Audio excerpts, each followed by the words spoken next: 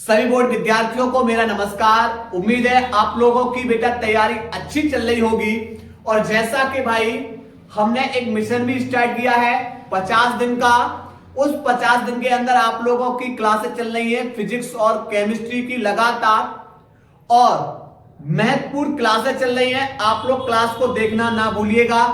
और जैसा कि हम लोग फिजिक्स का सेट नंबर 3 हल कर रहे हैं, इसके अंदर आज प्रश्न नंबर 5वें की बारी है। चलिए देखते हैं 5वां प्रश्न का प्रश्न क्या बोल रहा है। बोल रहा है त्रिज्य क्षेत्र क्या है, उपयुक्त आरेख की सहायता से चल कुंडली धारा मापी का सिद्धांत समझाइए, इसकी सुग्राह्यता कैसे बढ़ाई जा सकती है। चलिए समझते हैं। हेडिंग रहेगी बेटा हमारी त्रिज्य चुंबकीय क्षेत्र। और त्रिज्य चुंबकीय क्षेत्र क्या है, देखो जब धारा मापी की कुंडली का तल, धारा मापी की जो कुंडली है उसका तल किसके समांतर हो जाए, बल रेखाओं के समांतर होता है। ये वाली जो बल रेखाएं हैं इनके कैसा होता है, समांतर होता है, त्रिज्य चुंबकीय क्षेत्र कहलाता है। ठीक, अब पढ़ेंगे चल कुंडली धारा मापी। देखो चल कुंडली धारा मापी का सिद्धांत क्या है कि जब भाई एक समान चुंबकीय क्षेत्र में धारावाही कुंडली पर एक बल आघूर्ण कार्य करता है जो कुंडली को चुंबकीय क्षेत्र, जो कुंडली को क्षेत्र के लंबवत करने का क्या कर रहा है, प्रयत्न कर रहा है। ठीक, अब बात करेंगे रचना की। रचना में क्या है, चल कुंडली धारा मापी त्रिज्य क्षेत्र में किसी अक्ष पर घूर्णन करने वाली अनेक पैरों की कुंडली है।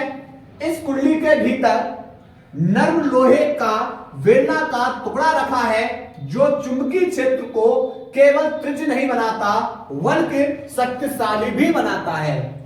कुंडली के पतले पृथक्कृत तारों को एल्यूमिनियम के फ्रेम पर लपेटकर बनाई जाती है। ठीक, अब बात करेंगे इसकी वर्किंग, कार्यविधि कैसे। देखो जब आप कुंडली में बेटा धारा प्रवाहित करोगे तो धारा प्रवाहित करने पर क्या होगा, और कुंडली कहां रखी हुई है, चुंबकीय क्षेत्र में रखी हुई है, तो उस पर एक बल युग्म कार्य करता है जिसे बल युग्म आघूर्ण कहते हैं। और वो बेटा कितना, टाउ बराबर NIAB sin थीटा। ठीक है, अब चूंकि बेटा यहां पर जो एंगल है थीटा है वह बेटा कैसा है, लंबवत की स्थिति में है यहां पर, और चूंकि चुंबकीय क्षेत्र कैसा है, त्रिज्य है, अतः कुंडली की प्रत्येक स्थिति के लिए थीटा बराबर कितना होगा, 90। और जब थीटा बेटा 90 लगाओगे और साइन 90 का मान कितना होता है 8, तो टाउ बराबर क्या होगा, NIAB।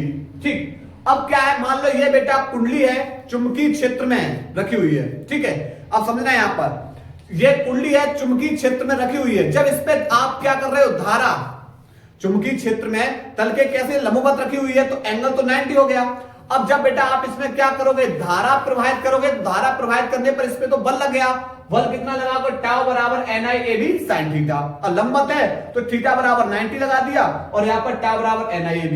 ठीक, अब क्या होगा, अब जब ये कुंडली बेटा किससे लटकी हुई है, पत्तियों से लटकी हुई है, और पत्तियों से लटकी हुई कुंडली जब इस तरीके से घूमेगी तो घूमने पर बेटा इसमें कौन उत्पन्न होगा, इसकी पत्ती में मरोड़ आएगी, पत्ती में क्या आएगी, मरोड़ आएगी, और इसकी स्प्रिंग में यानी ऐठन आना शुरू होगा। मतलब अपने अक्ष पे इस तरीके से कुंडली घूमेगी तो क्या आना शुरू होगा, ऐठन, और इसे क्या बोलते हैं, ऐठन आघूर्ण, जो किसके बराबर होगा, जो होगा विक्षेपक बल युग्म आघूर्ण के बराबर। तो मैंने यही लिखा है कि कुंडली के घूमने से उसको लटकाने वाली पत्ती तथा नीचे के स्प्रिंग में ऐठन आने लगता है, जिसके कारण कुंडली में एक ऐठन बल युग्म कार्य करने लगता है जो कुंडली को घूमने का विरोध करता है। जब ऐठन बल युग्म विक्षेपक बल युग्म के बराबर हो जाता है तो कुंडली संतुलन अवस्था में ठहर जाती है।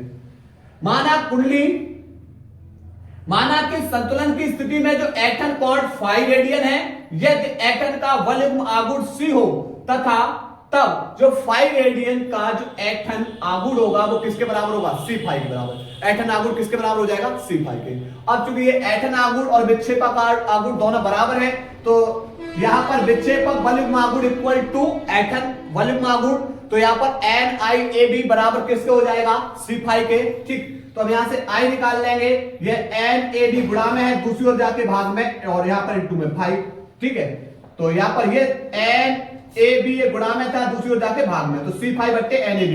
अब चूंकि C बट्टे NaB ये बराबर हमने किसके मान लिया, K के मान लिया, तो जहां पर K क्या है, ये बेटा एक धारामापी परिवर्तन गुणांक है। ठीक है, अब तो यहां पर बेटा जब ये गुणांक हो जाएगा तो I बराबर किसके हो जाएगा, K फाई के, अर्थात I समानुपाती होगा उसके फाई के, और फाई हमारा क्या है, हमने क्या बताया, एटम कोण है। ठीक, अब बात करेंगे भाई इसकी धारा सुग्राह्यता को कैसे बढ़ाएंगे।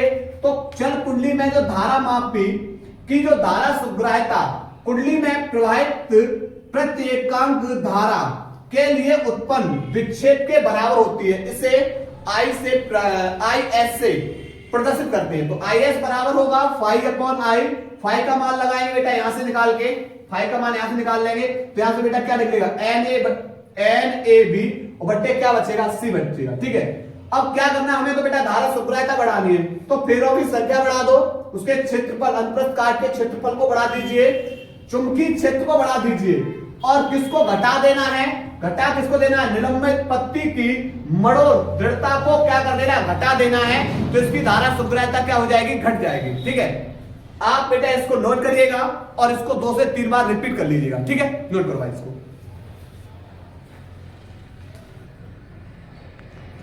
इसके बाद भाई 5वें का प्रश्न बोल रहा है, प्रत्यावर्ती धारा का शिखर मान 14.14 एम्पियर एवं आवृत्ति 50 हर्ट्ज है, इसके 2 चक्रों को धारा समय ग्राफ में दर्शाइए तथा धारा का वर्ग माध्य मूल मान क्या होगा, इसके 0 से शिखर मान प्राप्त करने में कितना समय लगेगा। चलिए देखो, सबसे पहले प्रत्यावर्ती धारा का शिखर मान दे रखा आपको बेटा, I0 बराबर है 14.14 एम्पियर, और आपको आवृत्ति दे रखी है बेटा कितना, 50 हर्ट्ज।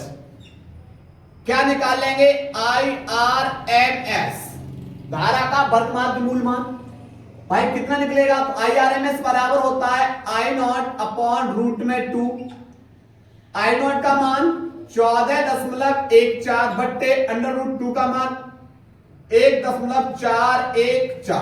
ठीक, ऊपर बेटा कितने अंक दशमलव है, ऊपर 2 अंक दशमलव, नीचे 3 अंक, 1 जीरो और बढ़ा दो।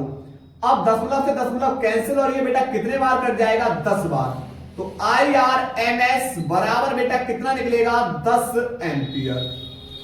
कितना निकलेगा बेटा, 10 एम्पियर। ठीक, अब यहां पर बेटा क्या होगा, यहां पर हम आवर्तकाल निकाल लेंगे। क्या निकाल लेंगे, आवर्तकाल T बराबर होता है 1/f। आपको आवृत्ति दे रखी है 1/f बराबर कितना है, 50 लगा दो। 50 का जब आप 1 में भाग दोगे तो 0.02 सेकेंड आ जाएगा। ठीक है, ये बेटा हमने क्या निकाल लिया, टाइम। आप ऐसे दे लो भाग, नहीं दे पाओ तो भाग टूटे बिन 10 लगा 0, फिर भाग टूटे बिन फिर 0, 50 दूनी 100। ठीक है, अब क्या करना है, अब हमें बेटा यहां पर धारा दे रखी है, समय दे रखा है, ग्राफ बना लेंगे। ग्राफ कैसे, यहां पर एक चक्र ये रहा, आधा चक्र धनात्मक और आधा चक्र ऋणात्मक। ठीक है, यह बेटा ऊपर वाला मान होगा शिखर मान I0, ये वाला बेटा शिखर मान, और ये वाला बेटा शिखर मान, ये भी I0 होगा। ये मूल बिंदु है, ऊपर वाला धनात्मक और नीचे वाला कैसा होगा, ऋणात्मक होगा। ठीक, अब यहां पर बेटा पूरा टाइम यहां तक, पूरा चक्र में यहां टाइम कितना लग रहा है, T लग रहा है। कितना लग रहा है, T। तो ये T का आधा कितना हो जाएगा, ये T का आधा T/2, ये बेटा कितना होगा T/4, और ये कितना हो जाएगा 3T/2 हो जाएगा। ठीक है, 3T/2। चलिए, अब यहां से होगा क्या, आपको पूरा चक्र में बेटा जो समय लग रहा है वो कितना लग रहा है, 0.02 सेकेंड। तो आधे चक्र में बेटा समय कितना लगेगा, तो आधे चक्र में बेटा समय इसका आधा कर दो, 0.01 सेकेंड बेटा ये लगेगा समय। ठीक, ये इसका हो गया शिखर मान। ये क्या हो गया, इसका शिखर मान। यहां से ये बेटा क्या होगा, इसका शिखर मान।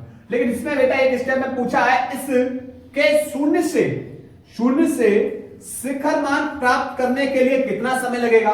0 से शिखर मान प्राप्त करने के लिए T/4 बराबर, T का मान बेटा कितना है, टाइम 0.02 बट्टे 4, दशमलव हटाओ नीचे 2 जीरो, 2 से ये कितने बार कर जाए बेटा, ये कितने बार कर जाएगा, 2 से ये 200 बार, तो यहां से हो जाएगा 1 बट्टे 200 को लिख सकते हैं 2 गुणा 100, 2 का भाग जब 1 में करोगे तो 0.5 और यहां पर ये 10 की पावर बेटा 2 है, प्लस की ऊपर जाके किसकी हो जाएंगी, माइनस की 2, 100 का मतलब 10 की पावर 2, नीचे प्लस की ऊपर जाके माइनस 2, एक अंक दशमलव इधर और खिसका दो, तो 5 गुणा 10 की पावर कितना हो जाएगा, माइनस के 3, और समय का मात्रक क्या हो जाएगा, सेकंड। ठीक है, नोट करिएगा भाई इस सवाल को, चलिए भाई नोट करिएगा।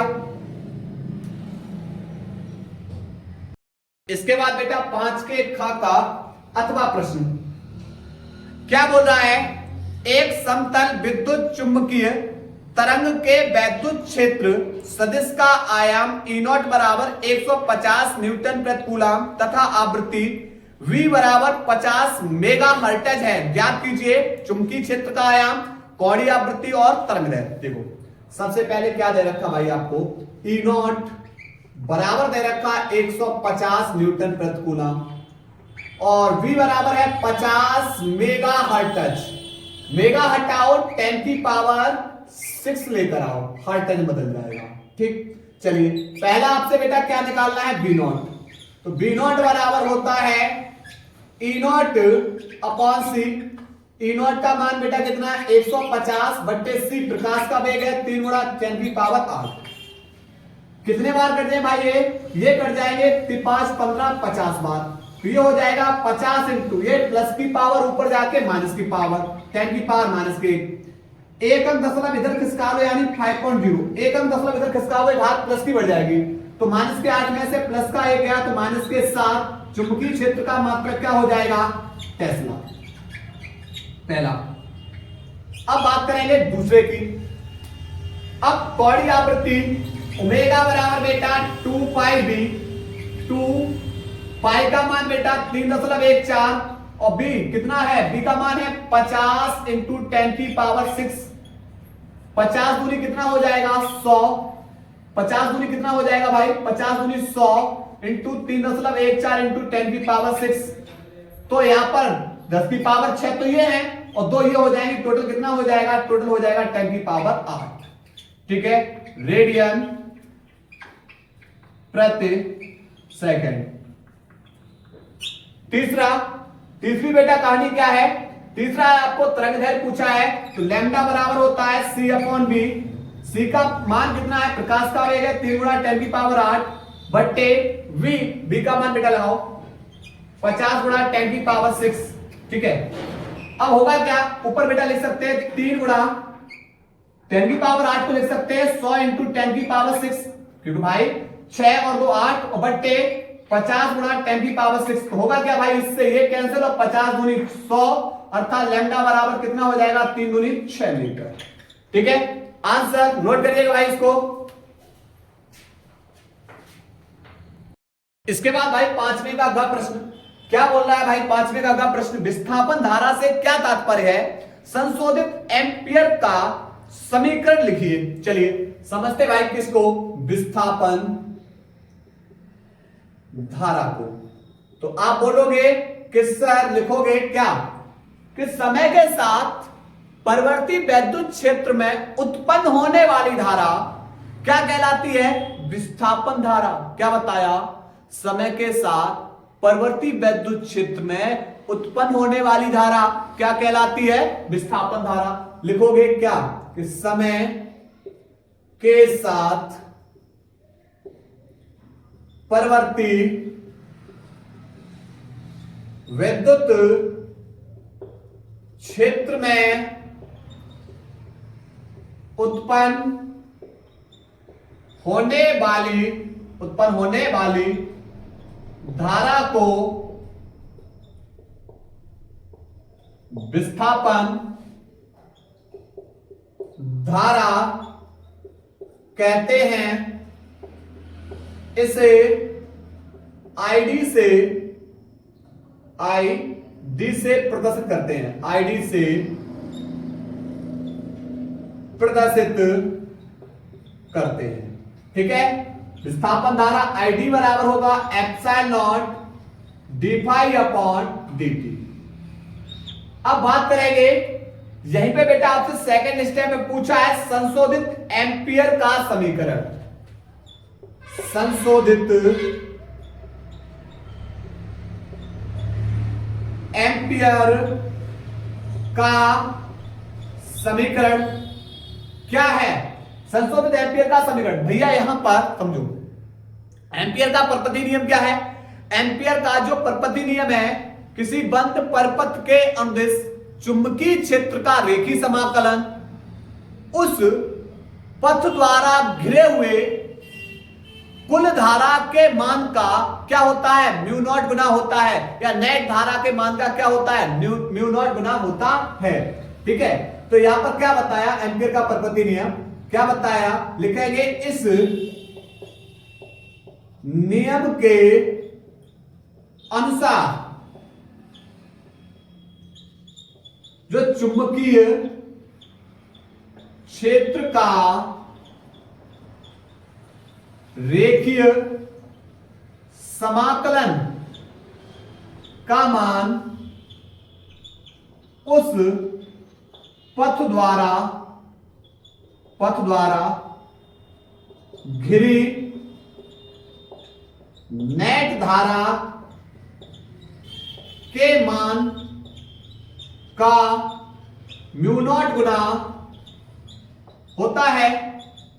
ठीक है, तो रेखीय समाकलन b इंटू में dl बराबर म्यू नॉट इंटू में जो धारा होगी वो दो प्रकार की, एक तो वास्तविक धारा और दूसरी बेटा कैसी होगी? आभासी धारा। यहां पर जो IC है, IC प्लस ID, तो यहां पर जो IC है, IC हमारी बेटा कैसी धारा है? वास्तविक धारा। और ID हमारी कैसी है बेटा? ID हमारी आभासी धारा है, आभासी धारा, और इसी को हम क्या बोलते हैं? विस्थापन धारा। आभासी धारा को क्या बोलते हैं? विस्थापन धारा। तो बेटा यहां पर लगा दो म्यू नॉट, कोष्टक में बेटा IC प्लस ID का मान लगाओगे क्या? Epsilon naught d phi upon d t. ठीक है, और यही हमारा क्या है बेटा? यही एम्पियर का समीकरण है। यही हमारा क्या है? एम्पियर का समीकरण। संशोधित, यही संशोधित एम्पियर का समीकरण है। ठीक है, नोट करिए भाई, इसको नोट करिएगा। इसके बाद भाई पांचवें का घ प्रश्न क्या बोल रहा है? समतल ध्रुवित प्रकाश क्या है? पोलराइड द्वारा साधारण प्रकाश, आंशिक ध्रुवित प्रकाश एवं पूर्ण ध्रुवित प्रकाश की पहचान किस प्रकार की जाती है? चलिए समझते हैं समतल ध्रुवित प्रकाश। किसको समझते हैं? समतल ध्रुवित प्रकाश। तो क्या है समतल ध्रुवित प्रकाश? जब आप साधारण प्रकाश को टूरमैलिन की क्रिस्टल से गुजारते हैं, जब आप क्या बताया? साधारण प्रकाश को, मान लिया ये हमारी एक टूरमैलिन की क्रिस्टल है। क्या है ये? हमारी टूरमैलिन की क्रिस्टल है, और आप इससे बेटा साधारण प्रकाश को गुजार रहे हैं। ठीक है, ये रहा बेटा हमारा साधारण प्रकाश। तो यहां पर जो निर्गत प्रकाश के जो वेक्टर हैं वह सीमित होकर क्या रह जाते हैं? एक ही दिशा में रह जाते हैं। मतलब जो प्रकाश बेटा इस तरीके से कंपन करता हुआ इससे निकलेगा वो तो बाहर निकल जाएंगे, बाकी बाद बेटा जो ऐसे कंपन कर रहे हैं, ऐसे कंपन कर रहे हैं, वो सब के सब रुक जाएंगे। ठीक है, तो यहां पर क्या बताया? हमने बताया जब आप क्या बताया? जब साधारण प्रकाश को टूरमैलिन की क्रिस्टल से गुजारते हैं तो जो निर्गत प्रकाश के जो वेक्टर है ना वह सीमित होकर एक ही दिशा में रह जाते हैं। तो ऐसे प्रकाश को हम क्या बोलते हैं? समतल ध्रुवित प्रकाश। और यह घटना क्या कहलाती है? प्रकाश का ध्रुवण। तो हमने क्या बताया? लिखोगे जब साधारण प्रकाश को टूरमैलिन, जब साधारण प्रकाश को टूरमैलिन के क्रिस्टल पर डाला जाता है तो निर्गत प्रकाश के वेक्टर सीमित होकर एक ही दिशा में रह जाते हैं। ऐसे प्रकाश को समतल ध्रुवित प्रकाश कहते हैं तथा यह घटना क्या कहलाती है? यह घटना प्रकाश का ध्रुवण कहलाती है। ठीक है, ध्यान रखना, टूरमैलिन। अब भाई आएगी बात किसकी? पहचान की। किसकी बात करेंगे? यहीं पे बेटा आपसे क्वेश्चन इसलिए बोल रखा है कि पोलराइड द्वारा, किसके द्वारा? पोलराइड द्वारा साधारण आंशिक साधारण प्रकाश आंशिक ध्रुवित प्रकाश, और किसका पूछा है? एवं पूर्ण ध्रुवित प्रकाश की पहचान। चलिए पहचान कर रहे हैं। सबसे पहला पॉइंट, पहला यह है, यदि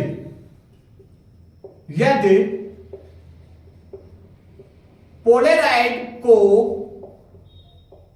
एक चक्कर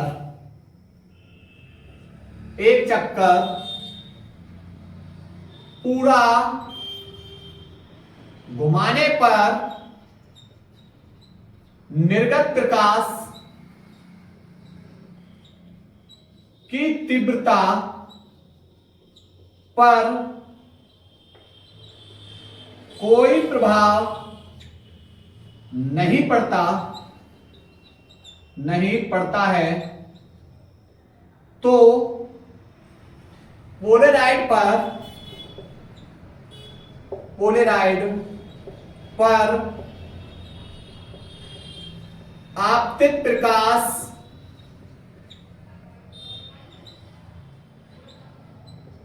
अध्रुवित होगा। ठीक है, क्या बताया? जब पोलराइड को एक चक्कर पूरा घुमाने पर निर्गत प्रकाश की जो तीव्रता पर कोई प्रभाव नहीं पड़ता है तो पोलराइड पर जो आपतित प्रकाश होगा वो कैसा होगा? अध्रुवित होगा। सेकंड, यदि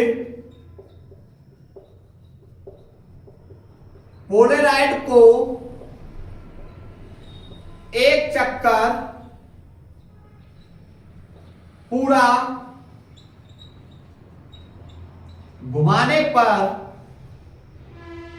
जो तीव्रता होगी, किसकी? प्रकाश की तीव्रता के मान में परिवर्तन हो, मान में क्या होना चाहिए? परिवर्तन हो, परंतु तीव्रता शून्य नहीं होनी चाहिए। शून्य नहीं हो तो प्रकाश आंशिक रूप से, कैसा भाई? आंशिक रूप से कैसा हो जाएगा? ध्रुवित होता है। ठीक है, मतलब एक चक्कर पूरा घुमाओगे उसकी तीव्रता, परंतु तीव्रता के मान में परिवर्तन हो लेकिन तीव्रता शून्य नहीं होनी चाहिए। तो ऐसा प्रकाश बेटा कैसा होगा? आंशिक रूप से ध्रुवित होगा। तीसरा, यदि एक चक्कर को पूर्ण कराने पर जो प्रकाश की तीव्रता है 2 बार न्यूनतम तथा 2 बार अधिकतम होती है। प्रकाश की तीव्रता 2 बार अधिकतम तथा 2 बार न्यूनतम होती है तो ऐसे प्रकाश को समतल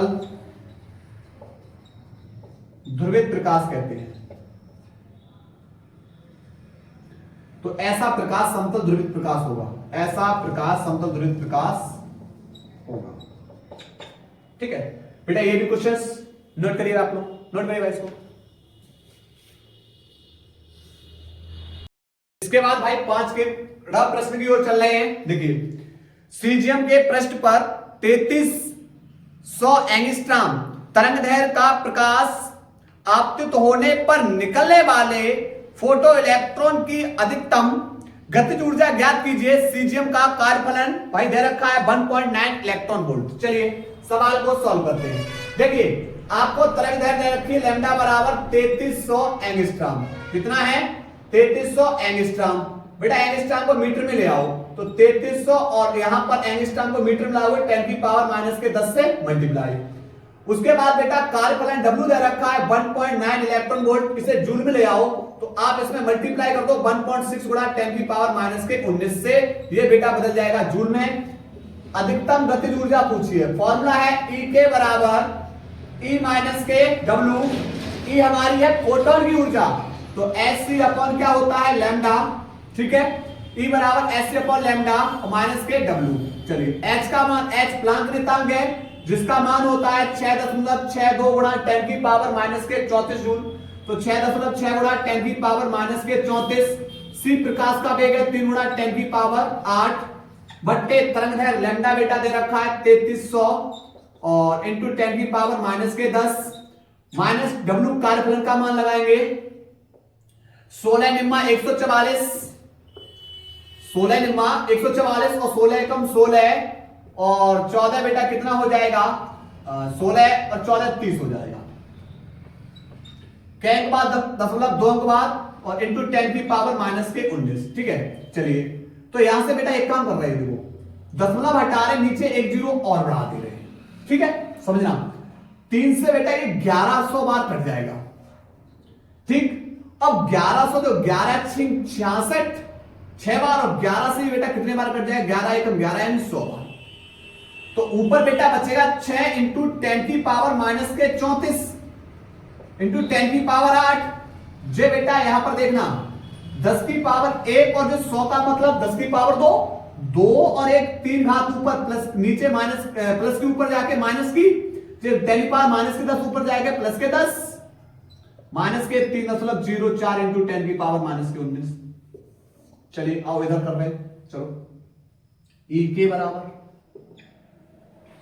बेटा यहां से आप घात सेट कर लो 6 इंटू 34 और बेटा यहां पर 3 कितना हो जाएगा 37 और यहां पर 10 और 8 18 प्लस की हो जाएगी, तो कितना बचेगा 17 में से 8 में 9 और यहां पर बेटा बचेगा 2 1 यानी 19 बचेगा। ठीक, तो 6 गुणा 10⁻⁻19 माइनस 3.04 इंटू 10⁻⁻19, दोनों जगह से 10⁻⁻19 कॉमन आ जाएगा 6 माइनस के 3.04।